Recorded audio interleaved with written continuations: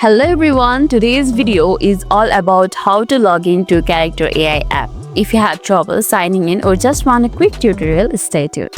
First things first, open the Character AI app on your phone, and if you haven't downloaded it yet, pause this video, go to the App Store or Google Play and install it. And once you open the app, you will see this type of interface. You have different ways to log in. First is Google, second is Apple ID, and third is email and password. If you already have an account, select your preferred method and enter your credentials. I made my account through Google account, so I will tap and continue with Google. It will take a little bit time. Now choose the Google account with which that you signed up, and this will take you to the home screen.